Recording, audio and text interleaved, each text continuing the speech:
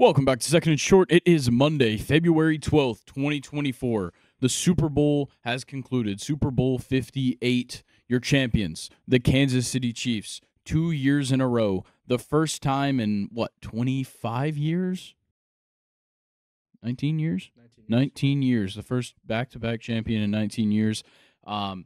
This officially means that the 2023-2024 NFL season has come to a close. 2024-2025 league year begins in just over a month, and our next NFL game isn't until September 5th, which is 206 days from now. We got plenty of things to talk about. In the meantime, baseball starts in just 10 days with the first game of spring training. There are many high-end free agents without a home for the 2024 season. As we often say, college football never sleeps, and this week was full of news. And for casual golf fans like myself, the PGA Tour season began this weekend with the Waste Management Open in Phoenix, and it was quite a mess. Colin, how are you feeling today? I feel great. Great day. All right, well, we pre-recorded everything after our Super Bowl recap. That was just me with Ethan behind the camera. Now we've got Colin, we've got Nathan behind the camera, and we're ready to get into Super Bowl 58. Let's do it. All right. Well, it all starts with this. The Chiefs get the win in overtime. The final seconds of, I guess, the first quarter of overtime. I don't understand this rule. The first quarter of overtime? Is that right? It's weird. It's like they do periods, like one period. Yeah. Period, like I really don't get it. So 15-minute periods instead of I don't So if the team that got the ball first doesn't score a touchdown, or if the score is tied after each team has possessed the ball, the next scorer would win. It's not helping at all. Can you pull the box score, please? Chiefs win it 25-22. Just an absolute barn burner. Honestly, I'm not gonna call this a Kyle Shanahan blown game. No, not at all. It's not at all amongst the ranks of his worst. Obviously, yeah. They were up 10-3, but they were down 13-10 in the third quarter, and then took the lead and barely gave it up. The Chiefs end up tying it up. It was really unlucky that Jake Moody blocked extra point. Yeah. That was the game changer. Crucial. It was insane. And, you had Jake Moody, the first points in the game being the longest field goal in NFL or in Super Bowl history with 55 yards, and then Butker comes out later in the game and kicks the longest of all time in a Super Bowl with 57 yards. It was just an insane game. A very exciting second half for sure. Very slow first half, only being 10-3. What were kind of your thoughts throughout this game? Yeah. So the biggest is San Francisco's O-line just could not stop Kansas City's, like Chris Jones especially. Was always in Brock Purdy's face. Gave him no time to throw. Yeah, it honestly prevented 2 touchdowns. Yeah. That was the biggest loss on my perspective for the San Francisco 49ers. That just O-line just couldn't compete. Yeah. Yeah. And the injuries. Yeah, injuries all over the place for the 49ers. You had Kittle leaving for a couple plays.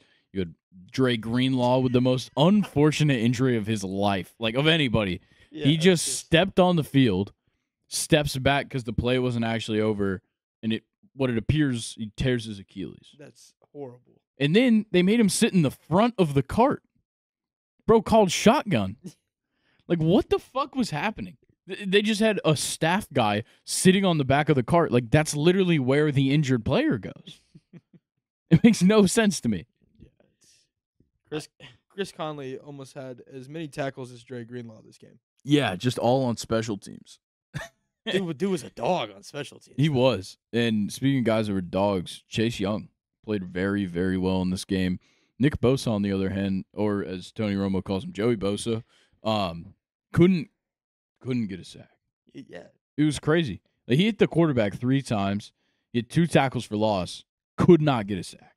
Applying all the pressure, but just couldn't finish it. Yeah. No, it was insane. And, the amount of blown coverage Fred Warner had in this game was ridiculous, despite the fact that he led the team in tackles. Travis Kelce exposed him a couple of times, but then again, he also locked him up on that touchdown, or on that attempted touchdown pass. So This game was insane. The Chiefs won it. Sure, I can't, yeah, they won the game. I don't really have much else to say about that. You pull up the stats real quick for the quarterbacks and running backs. So Brock Purdy had quite a stinker, honestly. 23 for 38, 255 and a touchdown, but honestly, that's just his average game.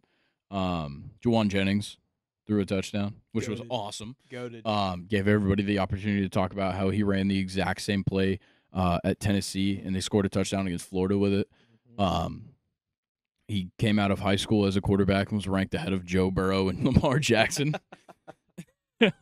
So that was awesome by Juwan Jennings.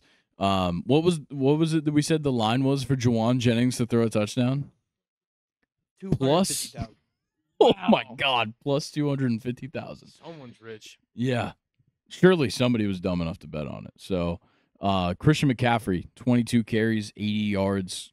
I was expecting 30 carries out of McCaffrey in this game, and a lot of those yards came in overtime. Yeah, that's true, but it was weird because like you would think with how that O-line was performing, they would just be like outside runs, everything like that, but they just couldn't get anything going. Yeah, it was super weird. But then again, Christian McCaffrey also had 80 receiving yards on 8 receptions, and he had a receiving touchdown on that pass from Juwan Jennings. Nobody else having like a ridiculously good game. Juwan Jennings also caught a touchdown that was super big there at the end.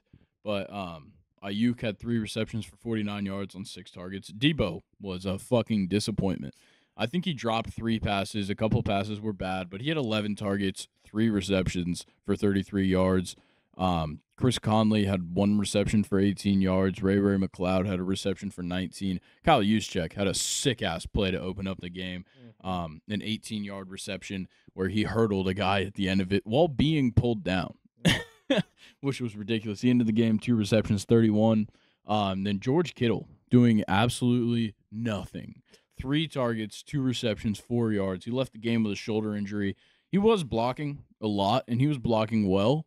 He had a big 3rd down conversion. Yeah, for sure. Yeah, it was a weird game for him. And then on the Kansas City side, passing-wise, Mahomes had a great game, as he kind of does. Outside of the interception, he was 34 for 46, 333, 2 touchdowns, and 1 interception. He got sacked 3 times, which kind of surprised me. And then he also led the team in rushing yards, which is ridiculous. 9 carries for 66 yards. Meanwhile, Isaiah Pacheco had 18 carries for 59 yards. That was very surprising. Yeah. I didn't expect Mahomes to be running like that. Like 9 carries for Mahomes is a lot. Well, we saw he had that one scramble. I think it was like 15, 16 yards there at the end. He just found a way to extend plays. That's what he does. Yeah. That's what he's best at. And then you had in the receiving game, Travis Kelce leading the way, 9 receptions, 93 yards, just about all of that in the second half and overtime. He had 1 reception for 1 yard in the first half, which was better than George Kittle, who had 0 receptions in the first half. Mecole Hardman had 1 catch for 52 yards and then had 2 catches to combine for 5 yards afterwards, one of those being a touchdown. To win the game. And then Justin Watson had 3 receptions, 54 yards, including a 25-yarder. Rashee Rice, a weird game for him. A lot of passes underneath, and he just immediately got hit and could not get any yards after contact. He had 6 receptions, 39 yards. Pacheco, 6 receptions, 33 yards. And then nobody really cares about the rest. Marquez Valdez-Scantling into the game, 3 receptions, 20 yards. His line was 20 and a half. And he had a touchdown. Brutal. Yeah. Pacheco couldn't hold on to the ball. Mahomes couldn't hold on to the ball. McCaffrey couldn't hold on to the ball. Darrell Luter Jr., who fumbled the punt, couldn't hold on to the ball. Rashee Rice, Richie James, both dropped the ball in this game. Like, this game was so sloppy. The special teams was honestly the best part, though. Yeah, well, that for Luter, wasn't that the one that hit off his own teammate's ankle? Yeah. And that was just unfortunate. That was a really big part of this game. Definitely. Like, that changed momentum instantly. Oh, yeah. Yeah, so think about it. Those 2 big plays, the Moody missed extra point. Yeah. And then that punt turnover. That doesn't happen. The 49ers are probably Super Bowl champions. Yeah, I agree. It's definitely insane. how this game went. Congratulations to the Kansas City Chiefs. But how about we talk about commercials? Yeah. Big part of the Super Bowl. I thought they were pretty weak this year. Yeah, well, so unfortunately, I couldn't see the first half because I was driving home from work. Yeah. So what was your favorite one for the first half? Well, kind of the notes I've got. Fuck Temu, however Didn't you'd they have, like like, to say it. 3? I think they had 4. 4 Super Bowl spots is ridiculous. Good ones. Mountain Dew Baja Blast with Aubrey Plaza was a pretty good one. The Messi Michelob Ultra one, which came out like a couple of weeks ago. That one's good. The E-Trade Pickleball Babies was good. Is that on the first half? The Pickleball Babies, I think, was, yeah. The Duncan Dunk Kings one with Ben Affleck, Tom Brady, J-Lo, Matt Damon. That one was kind of silly. I'd say I wouldn't say it's funny. I'd say it's silly. Not too much else was like all that memorable. Outside of Deadpool and Wolverine. That like it was like a teaser for the trailer that they released online. Yeah. So that's kind of becoming the new trend with the movie trailers is just buy the 30-second spot and then put the 2-minute trailer online. The trailer's sick. Preview was okay. Yeah, trailer looked awesome. Yeah, there weren't really in the second half that really, caught my attention. No. Honestly, the Kung Fu Panda one was probably my favorite one. Yeah, it was pretty solid. That one's been out for a couple weeks though. Yeah, but still. Actually, no. The ones that got the S, I loved the Nerds one. The Nerds one was a Nerds Gummy Clusters commercial. If you guys didn't see it, you have to go watch it. No, this was amazing. It was a big human gummy cluster dancing on a stage. But it was just the gummy. It didn't have the nerds on it yet. And then you see the nerds walking up to the stage. And then all of a sudden, the gummy cluster sits down on a chair and leans back. And all of the nerds that are alive, these living nerds, fall from the ceiling and coat the gummy. That had to have been in the first half. Yeah, it was. Not. It was Were all the good ones in the first half? Maybe that one was considered pretty bad. For the most part. The Kawasaki Mullets one was pretty good. You had like these two guys hop into a Kawasaki like side by side. They start driving and they get mullets, and then like everything they pass by has mullets. And then like Stone Cold Steve Austin's in it. He gets a mullet as they pass by. A bald eagle, a bear gets a mullet. It was pretty sick. Pretty just like funny thing. TurboTax sucked. Was there not a Budweiser commercial? I didn't see a Budweiser. There was the Bud Light commercial, which wasn't that bad. Budweiser did have one. Old School Delivery. I didn't see that one. Yeah, I didn't see that one. It might have been maybe during halftime. I was cooking during halftime. Oh, yeah. Very weird. Can you pull that up real quick? Yeah, let's watch this Budweiser commercial. They're always a tearjerker. The Clydesdales, man. Yeah, and like a puppy, typically. Oh, there it is. Travis Kelce and Taylor Swift. Have we gotten MVP yet? We're still kind of waiting on that one to come back. Damn. Yeah, there's kids watching this. It's crazy. What is all this, man? I want to see the commercial. Here we go. Budweiser. Oh. No, this isn't the one this year, right? I thought this was last year's. I guess it is this year's. I have no idea what's happening right now. It did say Old School Delivery. I would assume that's it right there. Okay, yeah, it is that one. So this one got released early. This was a tearjerker. I already like the vibe. It's good. Like, right, it doesn't... You can't beat the Clydesdales, bro. You can't, but also, like, it doesn't seem like as emotional as the other Budweisers of the past. Oh, like the one... Dude, the one with the puppy? That or when the guy, like gives him to, like... There's a puppy. There we go. It's hard to say, but it's like the Clydesdales running down, like, the street of New York, and that guy... Yeah, that one's not bad. Hell yeah, dude. There's the dog. That's what we needed. I like this now. I don't like the aspect ratio. But, that's a cool glass for sure. Yeah. Solid pour. Oh, the puppy's licking the horse. All right. Yeah, that was pretty good. I'll give it to him. Anything else? The commercials. No. Okay. Well, then let's talk about a couple of prop bets that happen. That's always a big deal with the Super Bowl. Let's start coin toss. Heads. Heads hit plus 100. So sometimes tails does fail. Yes, sometimes tails does fail. Didn't fail in overtime. Gatorade. No Gatorade hitting at plus 1,200 is insane. That's wild. I was on the boat of yellow or green. I had a feeling it would have been red. Why? Kansas City red. Last year was purple. Cool. Kansas City red. Makes sense. They won it last year. It was purple. That's cool. Can't do the same color twice. Yeah, so they didn't do one. Yeah, guess not. Doesn't matter as much this year, obviously. No scoregami. They obviously have no respect for the Super Bowl. Winning it 2 years in a row. Let somebody else have it, assholes. Like the Atlanta Falcons. We'll be there next year. No, we won't. Let's see what other prop bets. I don't really care. And there was no scoregami. There was no. Oh, national anthem was an over. Good job, Reba. Fantastic. Surprisingly, no picks from Brock Purdy. Yeah, he's not an interception guy. Patrick Mahomes is certified. Check the Super Bowl box score. He's an interception guy. Patrick Mahomes washed.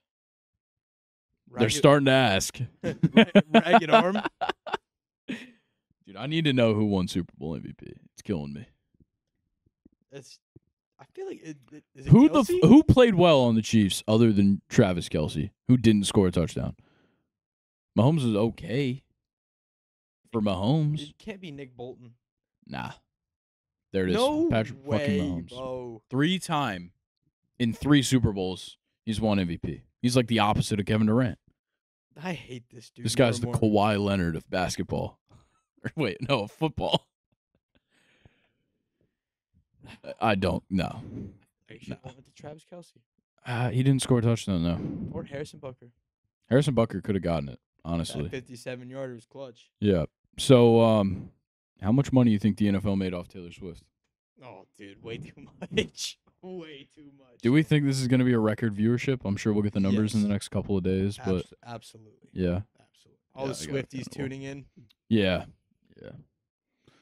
All right. Well, anything else you want to touch on with the Super Bowl before we send it to my past self? No, it was a good Super Bowl. Very entertaining to watch.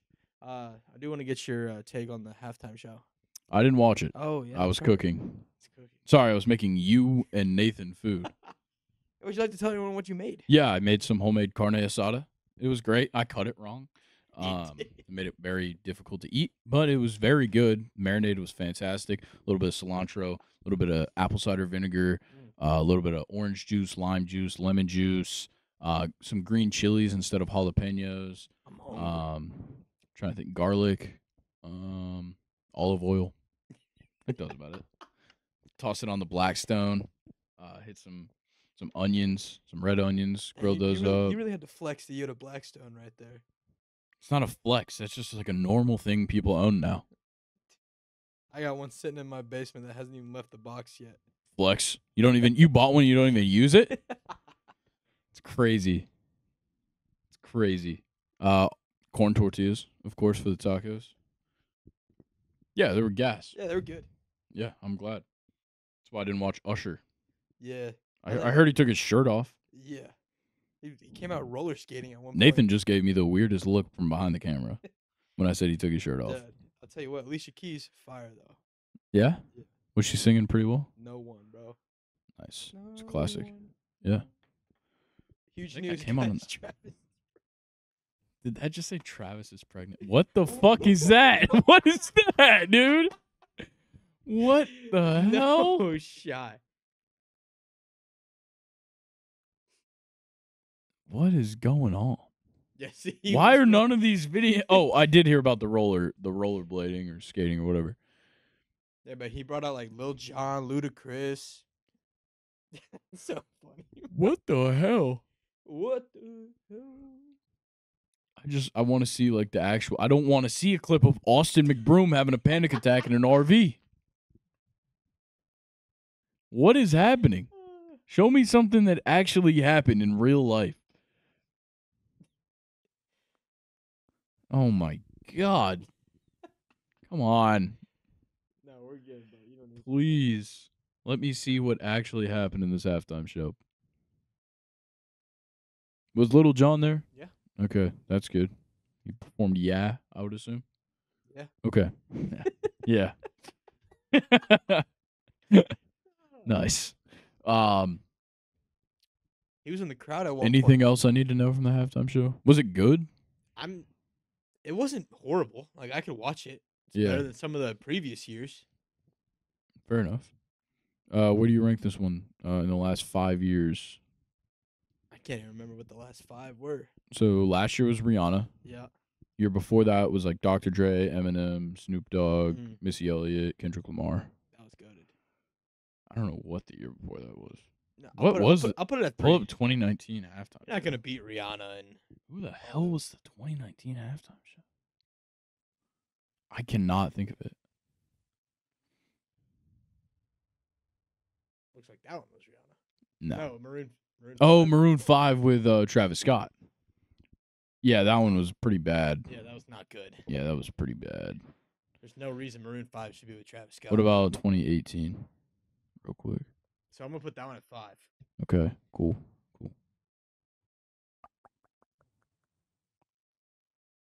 Is that Justin JT? Oh, that one wasn't great either. I'll put that one at 4. Yeah. I'm putting Rihanna 1. Yeah. I'm She putting did it with Usher at 3. no features, and she was pregnant. Yeah, Usher at 3, Rihanna 1, and then Dr. Dre and all them 2. Okay, yeah, I think that's a pretty solid list. All right, Yeah. You can't beat Rihanna. nah, you can't beat Rihanna. She's the goat. All right. Anything else before we send it to myself? No, man, no. All right. Well, enjoy the rest of the episode. Colin will see you guys next week. Later. I'll see you in 1, 2, 3, now. Thank you to future me and future Colin for letting us continue. Let's go ahead and get started with MLB offseason news. We'll start off with the big one. Bobby Witt Jr. signs the biggest deal in Royals history, an 11-year, $288 million deal with a 3-year team option that could bring the value up to $377 million. That's ridiculous. Like, he is fantastic. And he had a great year last year, super close to 40-40. He's super young. I get locking him up, but if they take that 3-year team option, he's going to be with the team till he's 37 years old. That's pretty ridiculous. But last year, 49 stolen bases, 30 home runs. He batted .276. He was easily their best player. He was a fantastic player all season. I love what he offers. That's a lot of money, like a ton of money. But the Royals are kind of building something here. It seems like me and Colin have been kind of speaking over, like, kind of just loving this team, loving the moves they've done this offseason. We love what they've done. We both think they're, going to do very well in the AL Central this season. But, yeah, I think it's a good move to get him locked up. I just think it's a lot of money. But our next move, Jose Altuve signs a 5-year, $125 million extension with the Astros. This one came as a surprise. He's 33, going to be 34 just, into the season. 5 more years for him is a long time for Jose Altuve, who we've seen a little bit of the decline in his numbers. He's obviously had good years. He's, been to the All-Star game in 2021 and 2022, and in 2023 he was fighting off an injury. But look, he's a guy who is always going to be an MVP candidate, despite the fact he's only won 1 time. He's been top 3 2 times, top 5 3 times. He's a great player. He is a silver slugger kind of player, and it is hard to find a good bat at second base. So I don't blame them at all for wanting to lock up Altuve. I just think that the decline is evident and that his injuries have been an issue. 2020 was obviously a weird year. He missed a little bit of time then. He's just missed a decent amount of games every year, but 2023 is the big one, only playing 90 games. It's the least games played in his career, excluding 2020 since his rookie year, which I don't even think was a full rookie year technically. I think he got brought up late in the year and played 57 games. I think it's a good move. It's just questionable with his age, but I understand it because Jose Altuve deserves to be an Astro for his entire career. So I don't blame that move at all. But let's go ahead and get into our next move, which is Clayton Kershaw re-signing on a one-year deal with the Dodgers. Now, look, I'm not particularly surprised by this move. I just was really hoping he'd go to the Rangers. I'm not too sure what the salary is on this new contract. But look, it's Clayton Kershaw. He's a legend, one of the best pitchers, if not the best pitcher of this new generation, and you want to keep a guy like that. He signed a 2-year deal. Was that this year? 2 years? Pull that up real quick. Yeah. Okay. Yeah, 2-year deal, $10 million. So that's not bad. That's a pretty team friendly deal. I think it was just a matter of Clayton Kershaw wanting to keep playing. And I don't blame them at all. But, he's going to be 36 when the season starts. And I just don't know. Injuries, once again, have been a big issue for Clayton Kershaw.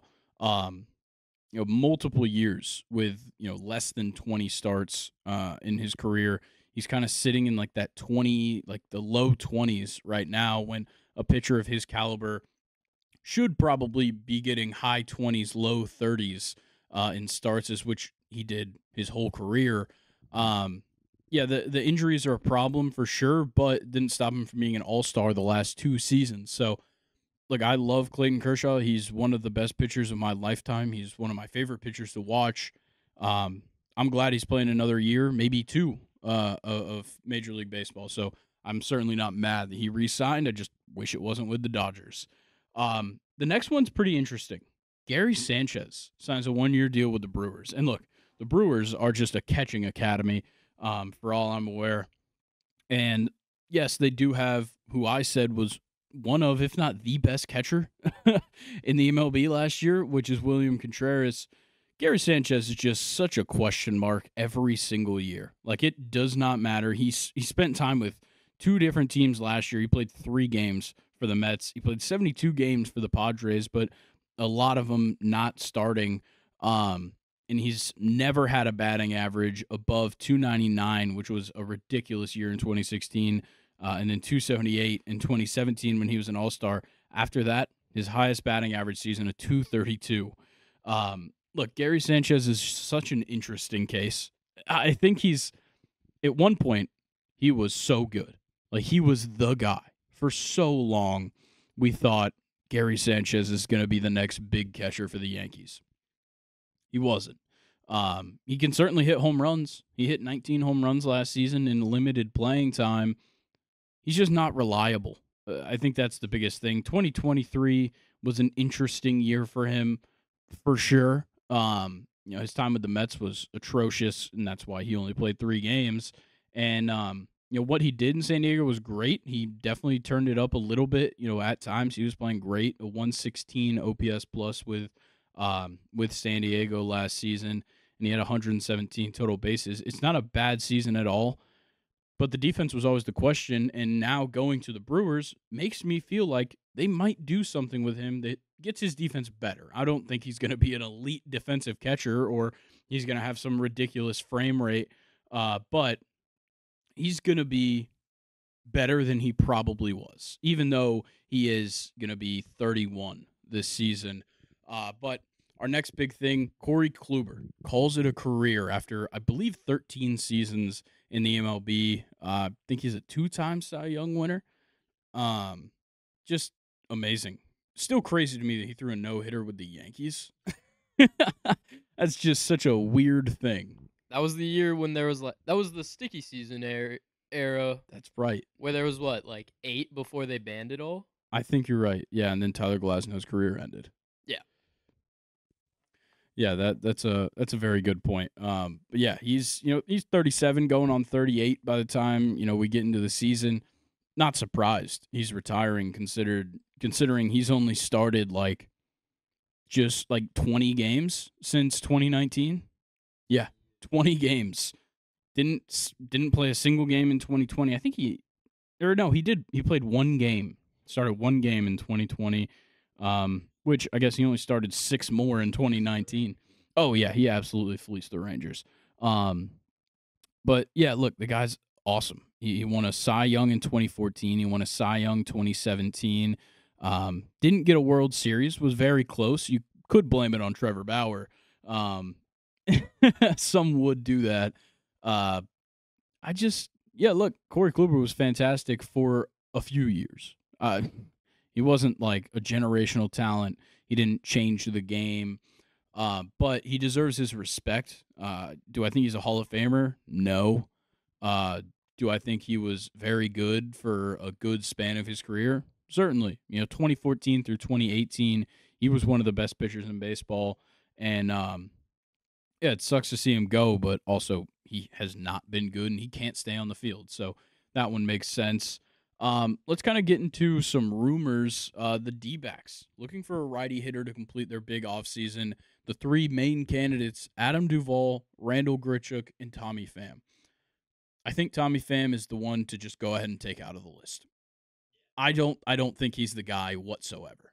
I think Tommy Pham's just going to be a journeyman at this point in his career. He can't stay with the team for over 2 years. Yeah, it's bad.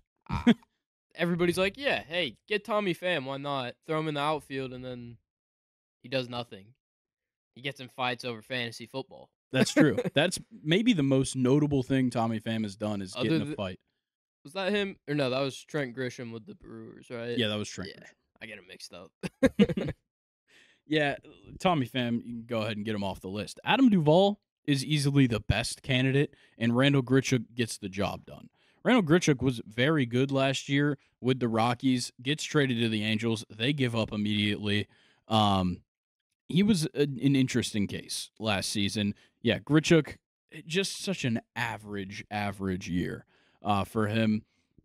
He's never been a batting average guy. He's going to get, home runs, a couple of extra base hits there, here and there. He has a decent glove. He's from Rosenberg, Texas. Interesting. You scroll down real quick, see a couple of things for him. So, yeah, last year split his time between Colorado and L.A., and like I said, he just kind of flopped in L.A. But with Colorado, he was batting .308 by the trade deadline when he got dealt. Like, that's insane for him. And it was great. And then goes to the Angels. They just give up for the rest of the season. He bats .216 with them. Honestly, none of their trade acquisitions worked out. Like, CJ Cron is decent. Have any of their trade acquisitions ever worked out? No, never. I don't think any of them have. They brought some guys up through the minors. What, Joe Adele? Mike Trout. Oh, yeah. Mike Trout, Shohei. Shohei worked out perfectly. He's on the dot. He's playing in L.A. Did Shohei play in the minors? Yeah, he was the number 1 prospect for like a couple of months. Yeah, I was about to say, I remember him signing and then playing, really. Yeah, no, he came up like immediately in, 2019? I mean, who's going to take his spot? Yeah, that's fair. Yeah, man, there's no telling. Let's look at Adam Duvall, though, real quick. Yeah, he's just been great. I love Adam Duvall. His story of just getting into the lineup for the Braves is crazy, and then being a huge part of our playoff runs. Adam Duvall was just an RBI machine, and I think that's what the Reds need. They need, or not the Reds, sorry, the Diamondbacks. I was thinking of the Reds, where he kind of made his name in the MLB, but no, I think the Diamondbacks, so obviously they need a righty hitter. They're looking for a guy to drive in the runs. They've got guys that'll get on the bases like Corbin Carroll, Ketel Marte, Lourdes Gurriel. They just need a guy to drill them in. And they already picked up Jock Peterson, so they have the lefty power bat. Why not go for a righty, extra base hit, RBI kind of guy like Adam Duvall? Last year in Boston, of course, he got hurt, but he played great in Boston. He started off the season hot, flaming hot last year to start the season. He hit 21 homers. He was the RBI leader for like 3 weeks. Yeah. Into the season, maybe into May. Like, I think yeah, I think going into May, It was maybe, like him and like Pete Alonso leading the league in RBIs. yeah, notable hated player on this podcast, Pete Yes. Alonso. Yeah, his years in Atlanta were fantastic. I was so happy he goes to Miami. We trade for him back, but like we got him from Cincinnati during 2018. He played games in the minor leagues, came up, was he went back down at a certain point, came back up, played okay. He certainly wasn't great in 2018, but 2019 is when he made a splash. He showed up, he played 41 games, and he hit 10 homers. That was big. 19 RBIs in that span.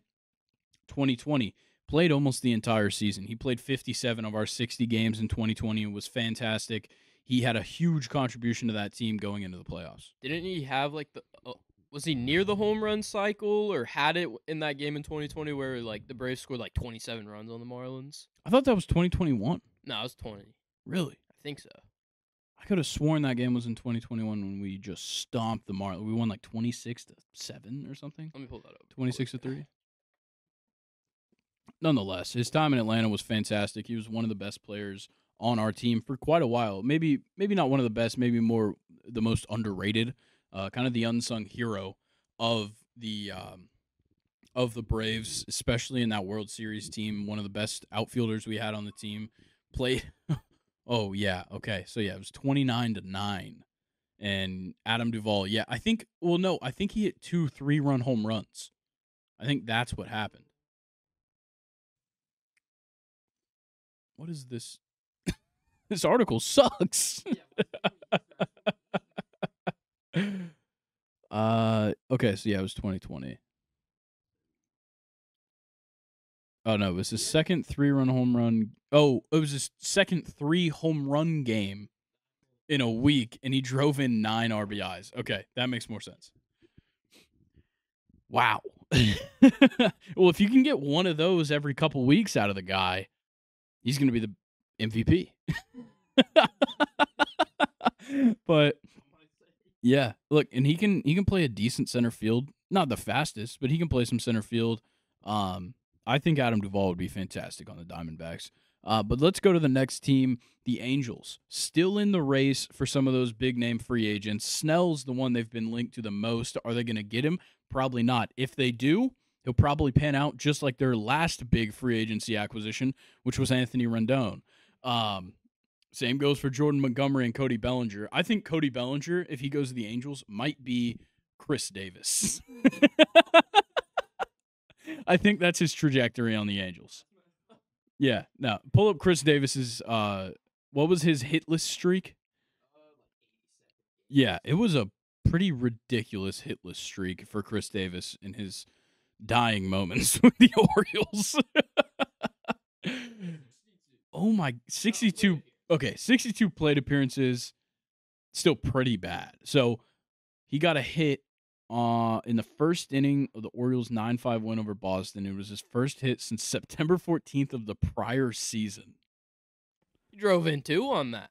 That's pretty solid. I remember this being a big deal. Dude, I remember that. That was like right as I started getting into baseball. Whew. Yeah. And Chris Davis hit that single. Guy was a baller. Yeah, he was all right. Serviceable. Yeah. Home run hitter. Yeah. Very. Yeah. Okay. Very Well, true. yeah, so I think Cody Bellinger might be Chris Davis if he goes to the Angels. He should just re-sign with the Cubs and be good. Jordan Montgomery is the interesting one because it seems like he's asking for a lot of money, and people aren't entirely sold considering we've only seen one half of a very good season from Jordan Montgomery. Like, we've seen flashes in his time with the Yankees, and he was decent with the Cardinals, but his time with the Rangers was awesome. He obviously was a big part of them winning the World Series. I don't think teams are totally sold on him to give him something huge. I think that was part of the reason that the Red Sox were very early into this offseason, pretty far away from his offer. And, like Jordan Montgomery's been in the league since 2017. Last year, he was pretty good with the Cardinals, gets traded to the Rangers, was fantastic for the Rangers. His 7 years, he's a sub-4 ERA for his career, which is amazing. I don't know. He hasn't put together like a complete body of work in my mind. Like, last year was his best for sure, but I feel like you need sustained success. So I think his best choice would be go back to the Rangers, try and run it back. Otherwise, I think it's Boston. I think it's just a bad idea for him to go back to the Yankees, despite that being a big rumor. But, we'll see with that. And, like I said, Snell's definitely the guy to go to the Angels. Obviously, I don't know how he's going to pan out. He's, a little bit up there in age. He's not going to get something super long-term, maybe 5 years for Snell. But, well, he's coming off of a Cy Young, but he also could be very bad. I think that's the problem with Blake Snell is, like, the first half of the season, he wasn't good. People were talking about how bad he was. And all of a sudden, he turns it up. He leads the league in ERA, and it was dominant. Darvish was the Padres' ace. Yeah. Like, for most of the season, and then randomly Blake Snell just appears and wins a Cy Young. Yeah, I think after the All-Star break, he had like a sub-2 ERA. It was ridiculous. But, like, look, if you can get 2018 or 2023 Blake Snell, perfect. You'll win, every 5 games if you're the Angels. You won't win the ones in between, but you'll win every 5 games. You might, maybe he'll lift you to an appearance in the World Series. He might just pitch on short notice for him just to give him a couple more wins. Maybe he might. They won't have anybody else to pitch. Yeah, he might pull a Trevor Bauer and just say he'll pitch every 4 days. Yeah, Trevor Bauer on Theo Vaughn recently. Worst thing I've ever seen. Yeah, I didn't actually watch it. We can talk about that. It was so awkward because Trevor Bauer isn't that funny. No, he's a relatively serious guy. Yeah, and especially when he's talking about baseball, he's super analytical. Yeah. And then Theo's like, hey, Riley, pull up a picture of a cat getting eaten by a bear. Yeah, man. That's how it went the whole time. I saw some clips. It was interesting. And then, like, Theo's like, you have autism. He's like, yeah, probably. I would assume Trevor Bauer probably does. I'm not gonna diagnose him on the internet, but maybe. Everybody's on the spectrum. It's on the spectrum. Yeah. It's a spectrum. Exactly. Yeah, that interview's crazy. Probably the last podcast I'd go on if I was a serious baseball player trying to get a job in the MLB again, by wooing MLB franchises. Maybe not, this past weekend with Theo Vaughn. It's a great podcast. I love it. But yeah, Trevor, if you want a job in the MLB, you come to second and short, dude. Duh. Haven't you seen all these MLB players coming on our podcast? We had Patrick Mahomes on. Idiot. No, not senior. He wouldn't have made it. Yeah, dream guest. Patrick Mahomes Sr. After a couple brewskis. Okay, next thing. The Giants are still in touch with Matt Chapman. I don't need to know much about Matt Chapman. All I know is that I said he's going to be a bust this season, and I'm sticking to it because he still doesn't have a team. The Blue Jays replaced him. His picture, he looks greasy in his Baseball Reference picture. He looks like he hates Toronto. Yeah. That's what the picture looks like. Yeah, well, if you hate the Six, you can leave. Ask Drake. Yeah, I was going to say. Drake protects the Six with every fiber of his being. Yeah, I'm not bringing up the Drake video. Don't ask.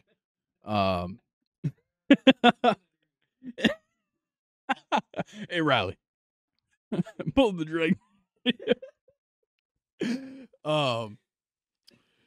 Yeah, I'm moving on from Matt Chapman. Look, he might go to the Giants. I think that's where he should go, or the Yankees. I'd rather him not go to the Yankees, but if he does, he'll definitely suck. Is there like an Oakland to San Fran pipeline? I feel like that's like a common thing. Yeah, what? I'm trying to think. Like, it just seems like it. Or vice versa. Like, yeah, well, I think it's just like all the teams in California like to give their players to the other teams in California. Because they're thrown around. Yeah, like Sean Manaea played for the Padres and the A's. If Matt Chapman goes to the Giants, they just like going across Shohei. You've got so many. I can't even name. I'm not going to name all of the ones I can think of, but there are so many that just jump teams. Happens. Yeah. Yeah, I don't know. If he goes to the Giants, cool. If he doesn't, I don't care. There is some buzz around the Phillies possibly adding Jordan Montgomery or Blake Snell.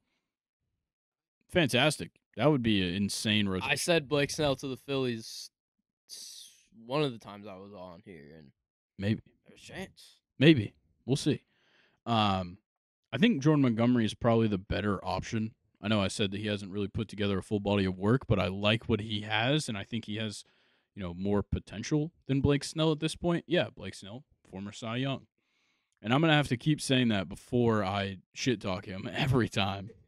Former reigning Cy Young, 2-time Cy Young winner. Getting old. His command is interesting. Certainly not just like a strike thrower. I think that's the issue that I see with Blake Snell is like, at least against Jordan Montgomery, is that Jordan Montgomery just throws strikes. And with the Phillies, you can rely on that infield. It's pretty solid defensively outside of Alec Boehm. Oh, and Bryce Harper's their first baseman. Never mind. They have Trey Turner. That's pretty good. That's it. But, yeah, I don't know. I think Montgomery makes the most sense for the Phillies, at least. And then it also seems like Jordan Montgomery should have a team by midweek. People are saying he wants to be, at the facility when the pitchers and catchers report, which everybody's reporting this coming week.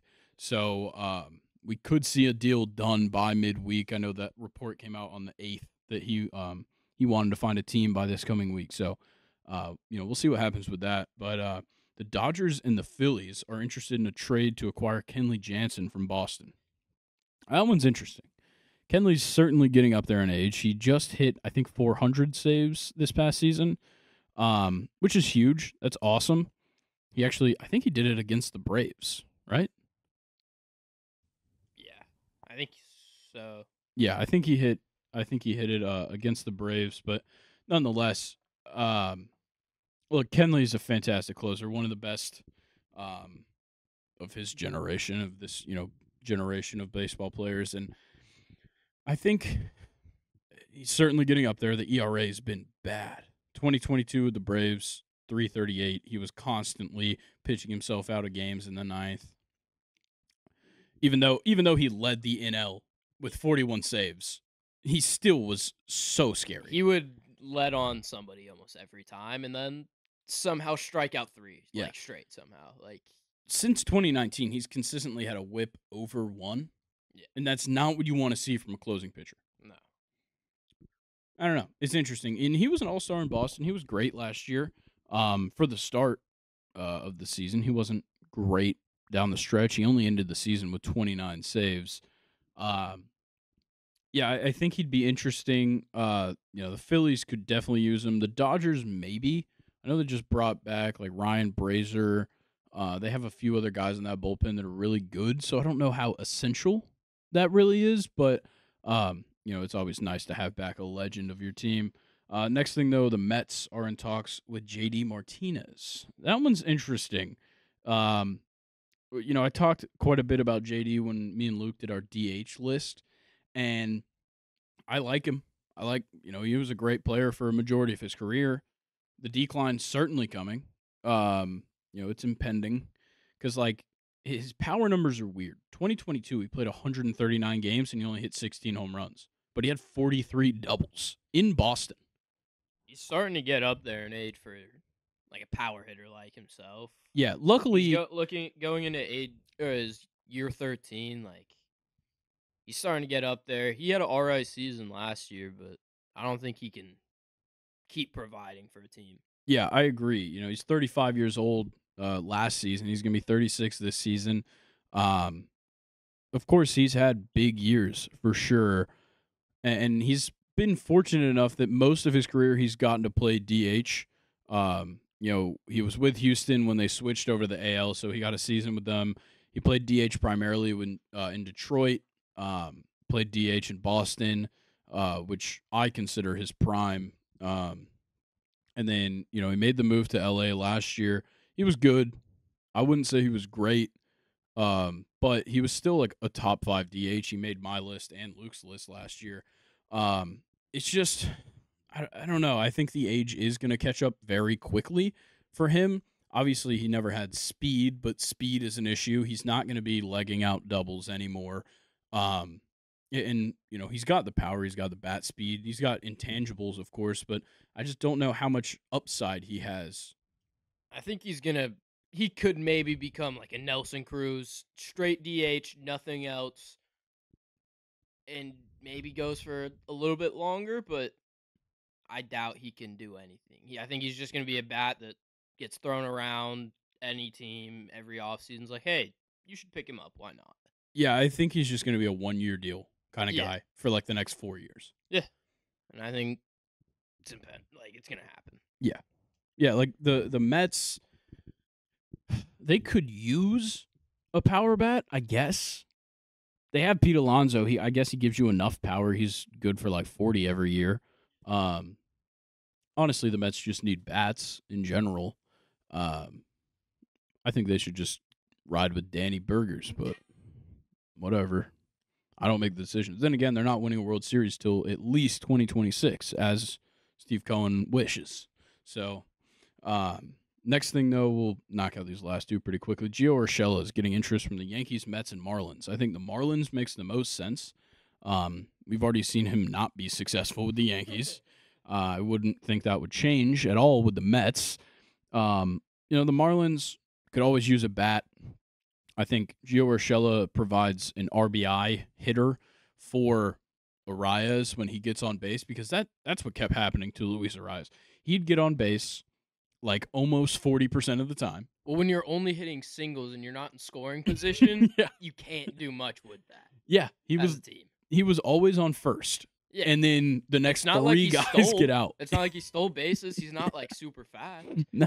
He could just slap one in the outfield real quick and Yeah. jog to first. Yeah, he might have some of the most useless hits. Most useless player. Yeah, there you go. Early hot take in the episode. One hole ever? Maybe. Doesn't provide much other than A a single. stat line. Like Yeah. He provides a single, and he gets on base like 400%. And people still think he could be an MVP. Not me. I didn't say it. All right, well, the Giants are in talks with a former Marlin, that being Jorge Soler. I'd love the pickup. I think anybody needs Jorge Soler. Anybody and everybody. Dodgers, they already have a DH. Get Jorge Soler. I think Jorge Soler in your clubhouse just makes it fun. Yeah. Like, he's not a fun guy per se, but He's a when he's fun-loving on guy. the team becomes fun. Agreed. Like the Marlins, not a fun team, but No. Jorge Soler would hit it Yeah. into like that glass in the back of their field. True. You'd hit it through the windows. Yeah. All right, I think that's going to wrap up the MLB. Let's get into some college football news. This was oddly a really big week for college football. A lot of stuff going on. Like the last couple of weeks has just been like people getting in trouble and whatever. Now it kind of seems to be shifting. We had quite a few moves. We'll start with a big one. This was, huge news. Nick Saban is joining ESPN. Oh, who would have thought? It's not like he went on the Pat McAfee show all season and then, It's not like last year's Natty, he was on the panel before. Yeah, exactly. It just makes sense. It simply makes sense for Nick Saban to be on College Game Day. He'll also be doing some draft coverage, and he'll be there for SEC Media Days. So that's kind of nice. I will like to see, his side of observing as a third party almost SEC Media Day. I would like to see how he breaks down some of these head coaches, because obviously this is a big deal for SEC going into this year. Texas and Oklahoma are coming in. So, for Media Day, it's going to be a lot of questions about those two. It's going to be a lot of questions about, no divisions. It's going to be so many questions regarding NIL and transfer portal, of course, and how that goes. And, Tennessee's certainly going to be under fire for their NIL violations. Florida also being investigated. A lot of talk is going to happen at SEC Media Day this year. Yeah, like we're going into a new era of SEC football. I just want to hear what Saban thinks of that. Like, it's a very big year for the SEC. Yeah, and it's kind of his fault. Yeah, he's just making it worse. Yeah. By leaving. And he is going to glaze Kalen DeBoer. Oh, my God. It's going to be ridiculous. I can't wait for the draft. the draft coverage, Holy. he's going to be glazing so bad. It's going to be like a Krispy Kreme there. Yes, Nick Saban is going to make the draft a Krispy Kreme. All right, let's move on though. Chip Kelly leaving UCLA. He was their head coach. Now he's going to be the offensive coordinator at Ohio State. This one's weird because like last week, the week before, people were talking about how Chip Kelly was looking into offensive coordinator jobs in the NFL. And then he went from being the head coach of a Big Ten team to being the OC of a Big Ten team. It just doesn't make sense to me. I don't love it. Maybe he's scared of being a head coach in the Big Ten. Maybe he's scared of making that jump with UCLA. He's been good. Not great. Last year, a good season for UCLA. I liked what I saw from them. They made it to a bowl game. They played in the LA Bowl, I'm pretty sure. The year before, they played in the Sun Bowl. Once again, like a good team. They started off 2022 6-0.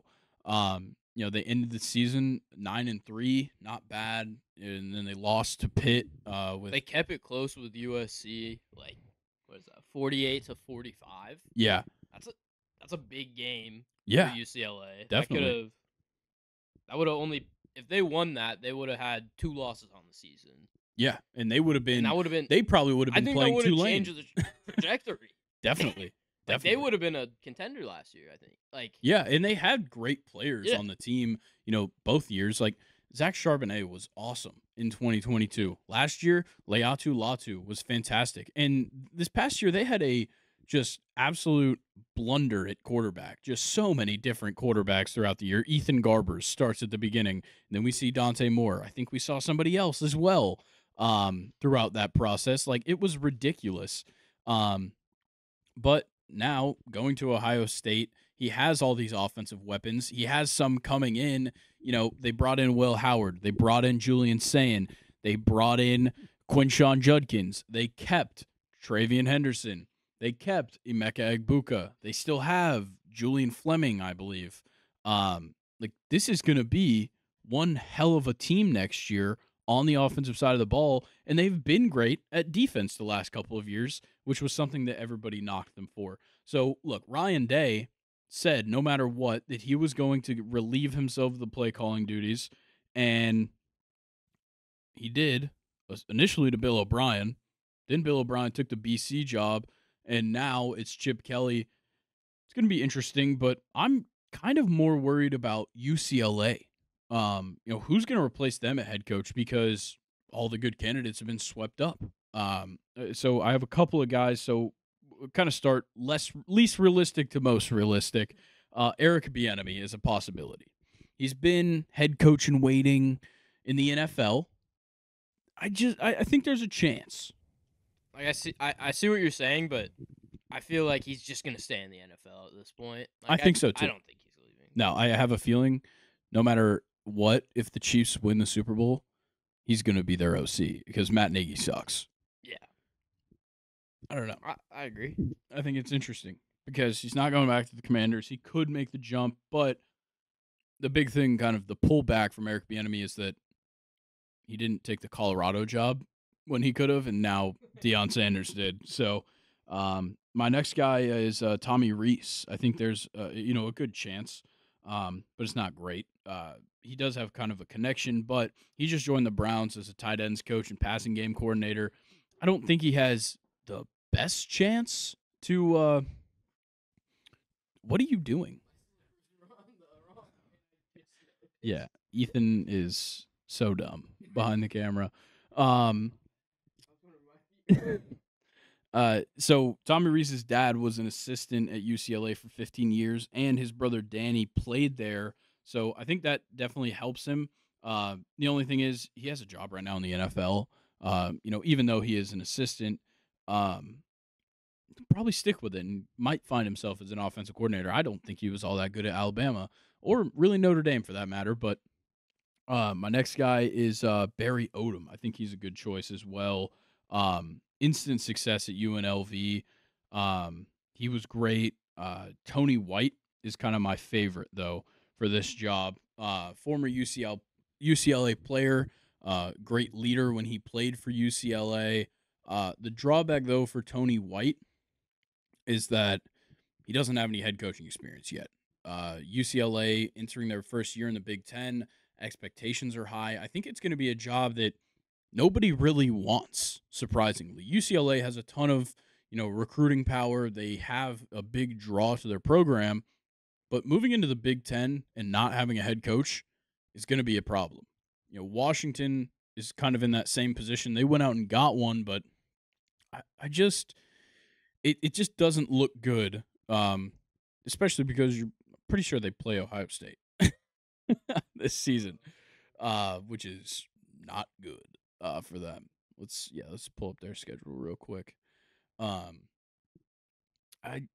just think it's going to be an interesting year for UCLA because they also have an out-of-conference game against LSU. Oh, my God. I mean, they don't play Ohio State, but it's still not a good still schedule. Not going to be a good one. Honestly, you know what? Early prediction for UCLA. They're going to start off with. They're going to start off 2-0.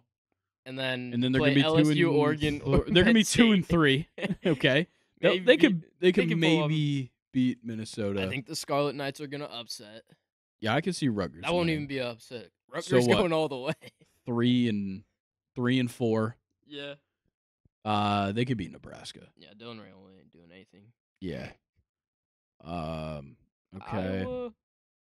They'll lose to Iowa. Yeah. Kirk Ferentz knows what he's doing. Washington. Washington's a loss. Yeah. I think. Even though everybody's left. Yeah, but everybody's kind of leaving UCLA too. Who left more? Yeah. Who lost more? Definitely Washington. They're losing USC. But I think they can recover better, considering they just played in a college football playoff championship game. So, yeah, they're losing to USC, and honestly, they're probably going to lose to Fresno State. Yeah, I wouldn't doubt it. So No matter how their season goes, they're still going to lose to Fresno State. UCLA is going to win 4 or 3 games, is what it looks like. I wouldn't like to be the head coach there either.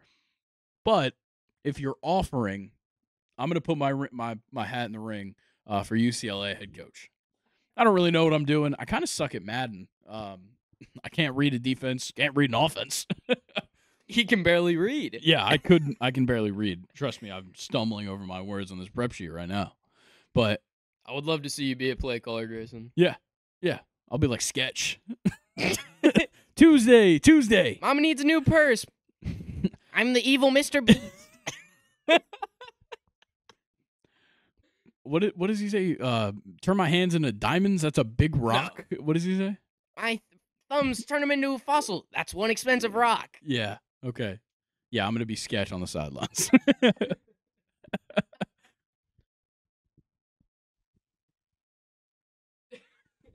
Tuesday. Mama needs a new purse. Yeah, I don't know. I'm losing it.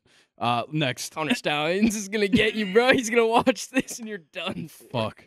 I'm putting him on the staff. Connor Stallions is my first hire as UCLA head coach. I need him.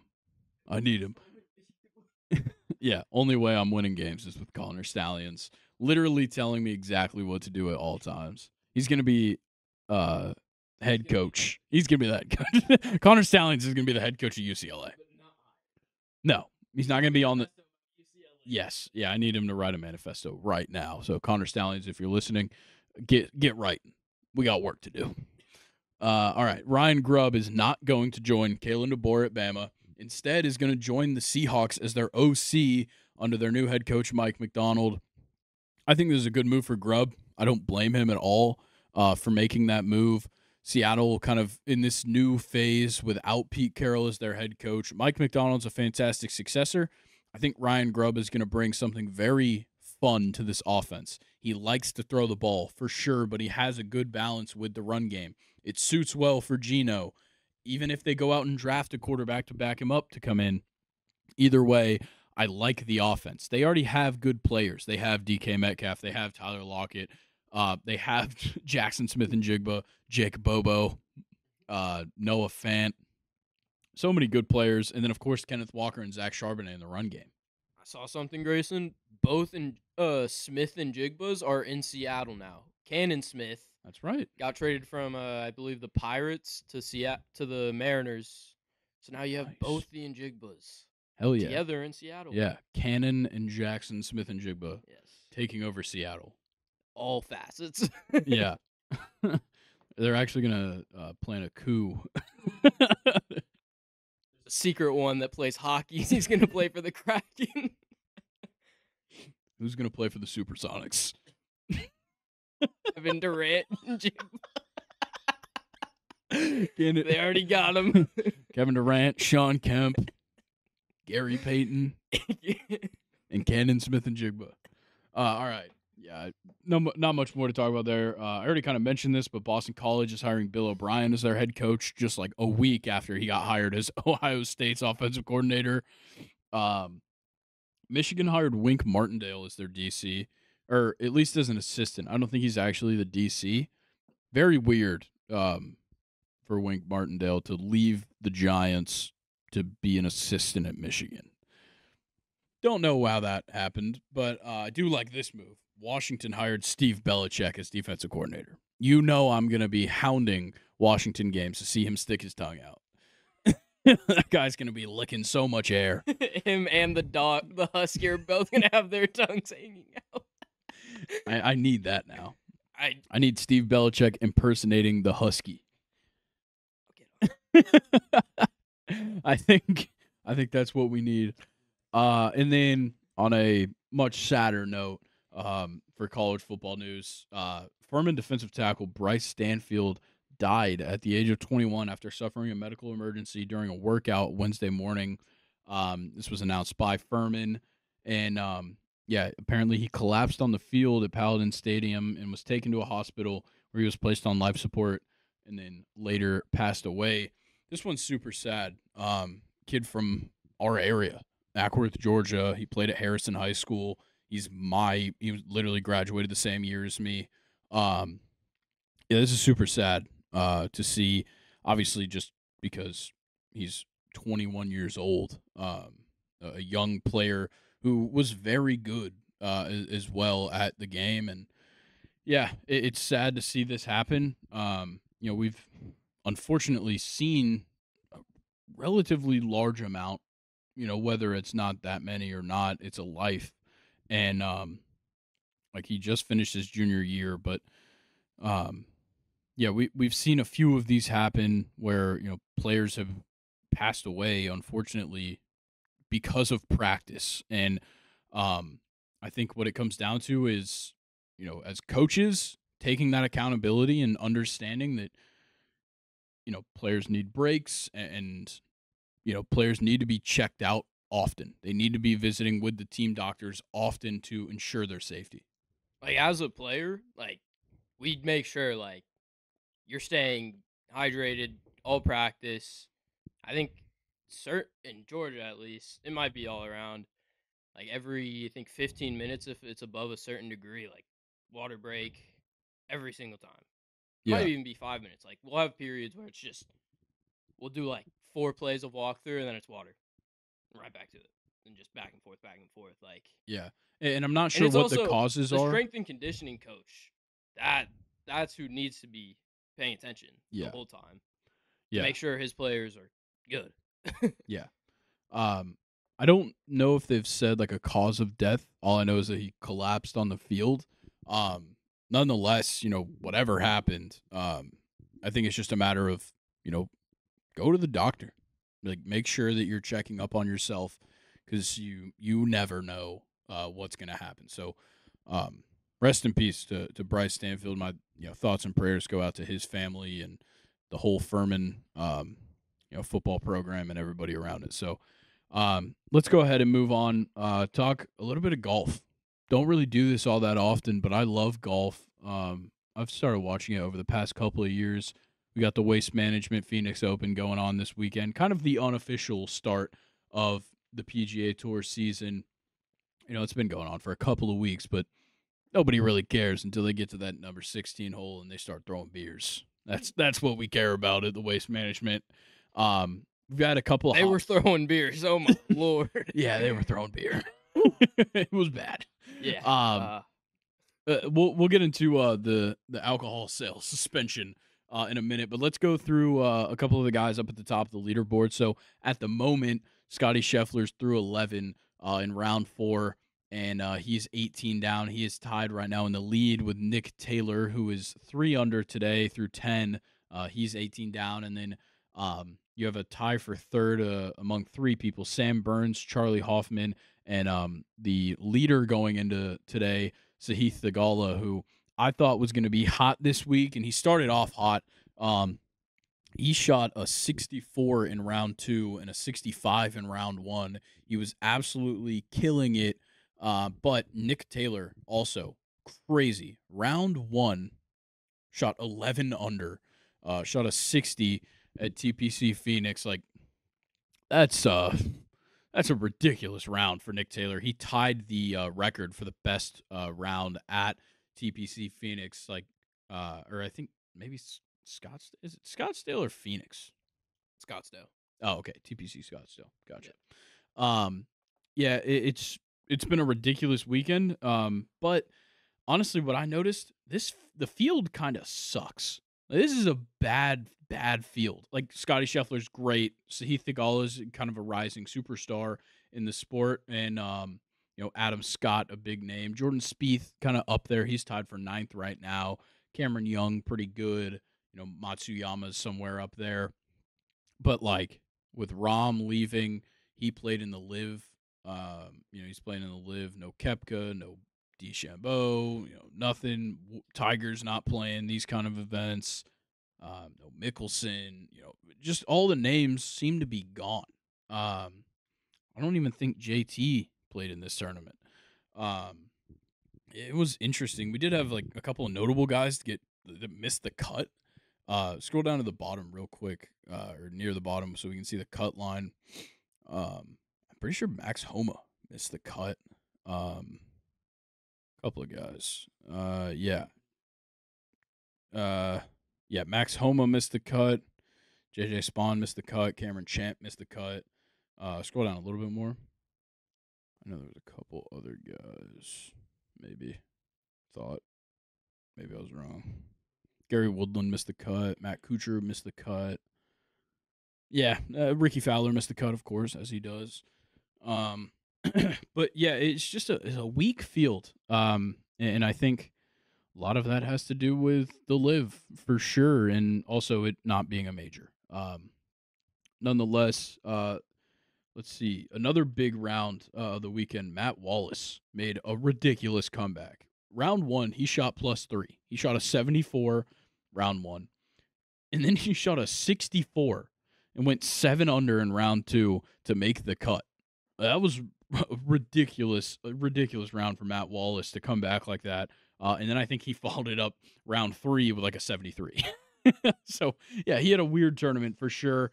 Let's go ahead and talk about the big story coming out of Phoenix. So, it was wild. So the third round on Saturday, around like 1:30, 2 o'clock, they decided to suspend alcohol sales, and everybody was freaking out. They said it was temporary. It wasn't.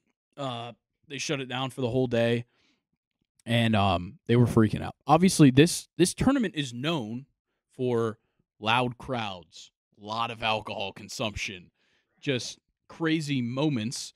And we had 2 p.m. alcohol shut down. Apparently, people were like getting in because the security stopped checking, and then they were getting in like VIP suites, and then the people in the VIP suites would just give out alcohol to the people trying to get in. Yeah. So what was happening? So yeah, the security just gave up on checking people, like checking tickets, checking wristbands and such to get into the event. So they had thousands and thousands of more people than they anticipated having there. And then, like Ethan said, people were getting into these VIP suites because, once again, the security wasn't doing anything. I think most of them are open bar. Yeah, that was the thing. It was free so they drinks. Could just have unlimited almost. Yeah, and the bartenders weren't checking anyone, nothing. So these guys were loading up on alcohol. And it caused so many issues on the course because like people were literally throwing cups of beer, drinks, everything all over the place. And you had so many fans that it was causing an issue. There was huge crowds all over the course, and then like I said, they stopped selling alcohol. It started another kind of riot. They're chanting that they want beer. And like once again, it's known for being this essentially a party. Stadium holes, everything, but yeah, it got a little out of hand, and I think this is overall a bad weekend for the PGA. No big names, other than Scotty being at the top. You don't have one of your marquee guys up there. This event seems to have been a fucking mess this weekend. It is wild what has transpired this weekend. And then this morning, nice, somebody doing a shoey. This weekend, we also this morning, they had to kind of, and the weather's been horrible this weekend, so a bunch of rounds got pushed. They're playing most of round 3 and all of round 4 today. You had who was it? Zach Johnson freaking out at fans for yelling and talking while he was trying to swing, which is etiquette. You're not supposed to do that. All golf fans are aware of that. I think Billy Horschel as well got mad at some people while one of the guys in his group was hitting. Some guy was talking. He's like, "This is our fucking job." He's trying to take a golf shot. Which Dave Portnoy had a good tweet. I hate when people say golf shot. You just shoot it like he's taking a shot. Don't call it a golf shot. We all know it's golf. It's pretty fucking obvious. We don't know the winner at the moment, but it's safe to assume that Scotty is probably just going to win it again for the second year in a row. I would love to see Thigala come back. Don't think it's going to happen. But let's go ahead and get into Stake Your Claim. I'm going to make some hot takes. I've got a hot take to start it. And then, Ethan, did you come up with one? Okay, so I'll start it here. Let's go. Yeah, all right. The Braves and the Phillies is now a top 3 rivalry in the MLB. Okay. I've got a list. I guess, yeah. So I still think Yankees Red Sox is number 1. For sure. Now rivalry? Just in general. Okay. If I'm looking at the schedule for even just going into this season, when I see it on, I'm like, yeah. Yeah, it's always going to get Yankees, the Red biggest. Sox. Yeah, it's going to get the most coverage and everything. Yeah. Okay. I got Dodgers Padres. Yeah. Or now. Dodgers Giants. One of the two. I think Dodgers Padres now. Okay. Bigger thing. Dodgers Giants all time. Yeah. Yeah. So I think Dodgers Padres a better rivalry than Braves Phillies. But now Braves Phillies is the one. The playoff matchups, obviously they're division opponents. I think because they're both contenders. Yeah. And they're gonna be both contenders for a while, and it's just always gonna be. Yeah, and I think the environment between the two stadiums is electric. Probably 2 of the best parks for a game. I think so. People talk shit about Truist Park, which is crazy to me. It's amazing there. Yeah. Same with Citizens Bank Park. True. I don't think anybody's shitting on the bank, but no, I don't think anybody. Yeah, does. I think because they're scared of the Philly fans. Yeah, the problem to me is that the bank is nothing until the postseason. Yeah, Truist is sold out every Truist fucking is booming weekend. during the summer during a day game. Yeah, yeah, we could have a 1:00 start on a Thursday. Yeah, and it's it'll be a Sunday travel game, a travel day, and well, Sundays you expect, but we might have a Monday night. Yeah, Monday night games go insane. Yes.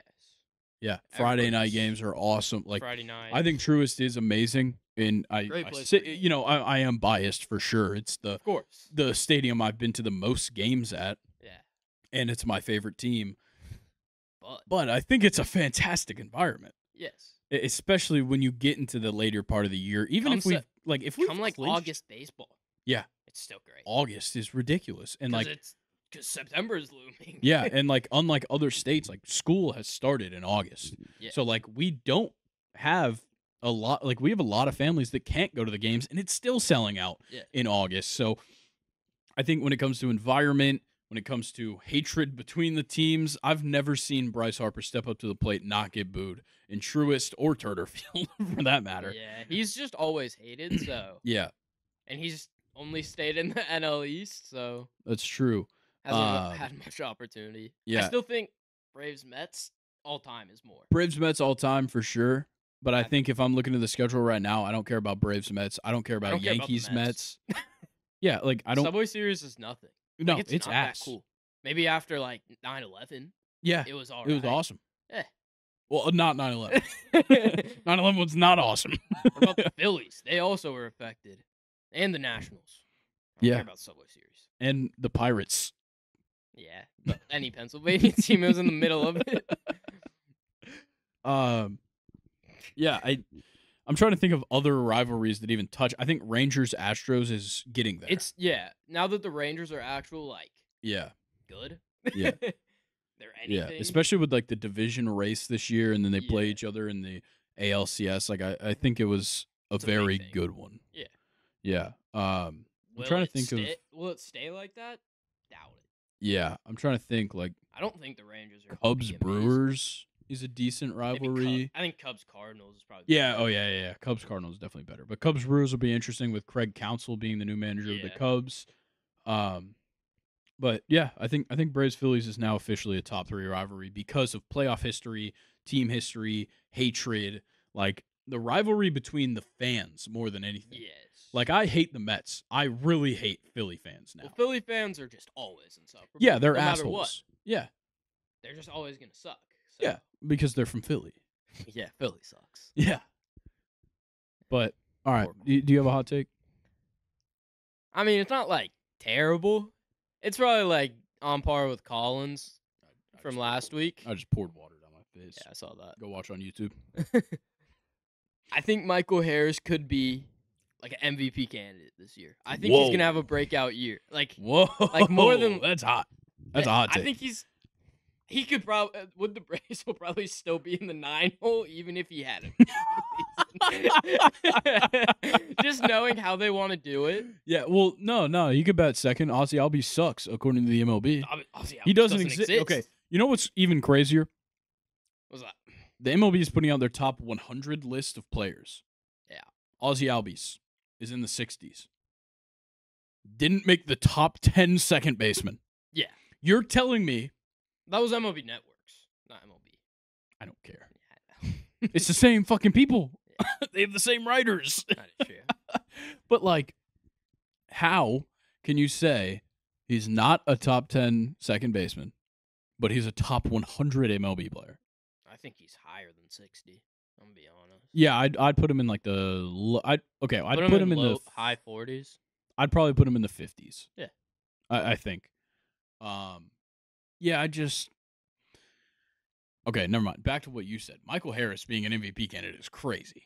I don't know. I'm expecting something big out of him. He had a great rookie season. Yep. One rookie of the year. Yeah, turned it around big had a- last year. Yeah, he had an all right season last year. Nothing.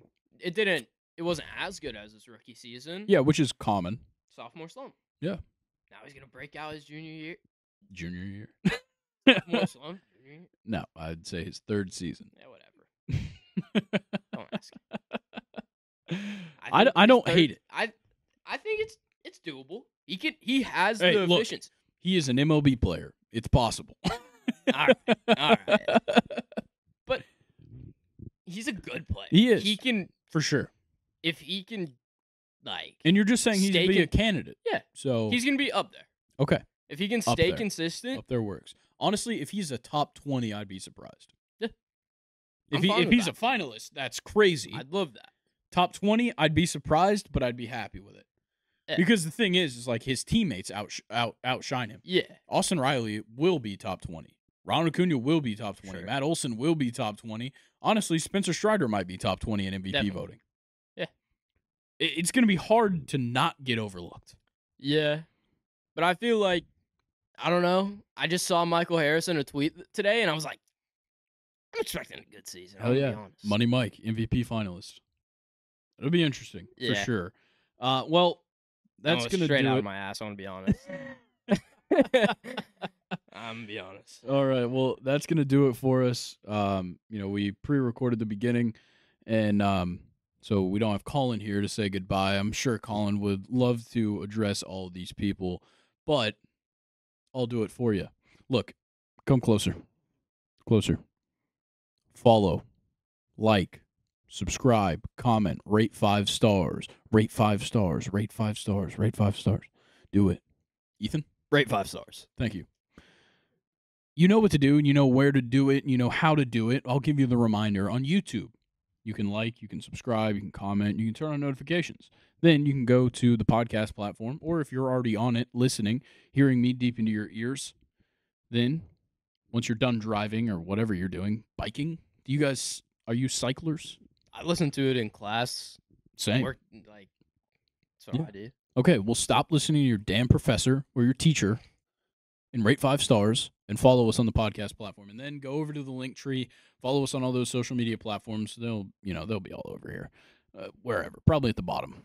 But for now, guys, thank you for listening. Enjoy the rest of your week. I hope you guys all enjoyed the Super Bowl. I'm so happy that insert team here won, or I'm not happy that insert team here won. And congrats to insert player here for winning Super Bowl MVP.